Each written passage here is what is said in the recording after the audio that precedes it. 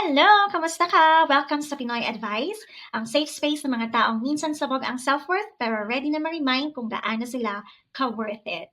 Okay, so real talk lang tayo today. Bakit hindi ka pangit? Ganda? I know, baka iniisip mo na, kasi wala akong glow up. Pangit ako kasi hindi ako photogenic or laging seen lang, walang nagre-reply kapag nagme-message ako. But hear me out. Hindi ka pangit. You are not ugly. Promise. At lalo na, hindi lang yan ang identity mo. Okay? Bago tayo magtuloy-tuloy, like mo muna tong video and subscribe sa Pinoy Advice. And i-comment mo lang na totoo nga, hindi ako pangit.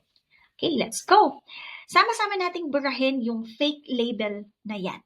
Una, napaniwala ka lang. Since bata pa tayo, tinuruan na tayo ng society ng maling standards. Sabi nga, pag maputi, maganda. Hindi ako maputi. Pag payat, pogi. Pag flawless, mas mahal. Pero wait lang, sino ba yung nagsabi niyan? Mga taong flawed din, di ba? Mga taong may mali din sila or may kapintasan din sa katawan.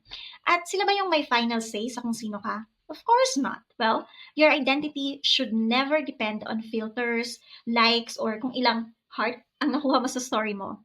Hindi naka-base yung itsura or hindi naka-base sa itsura ang worth mo. Let's be real.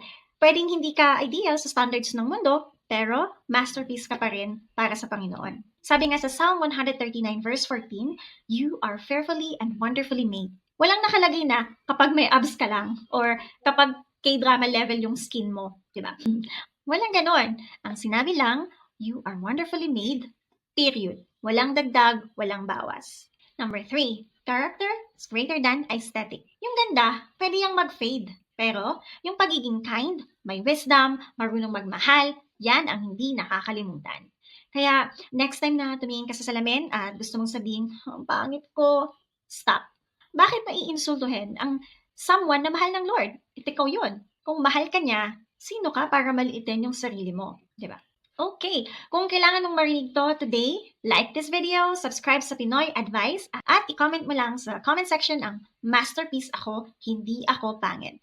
Dahil in the end, ang tunay na ganda, hindi lang yan nakikita, but nararamdaman. At ang self-worth, hindi galing sa camera, galing yan sa ating creator.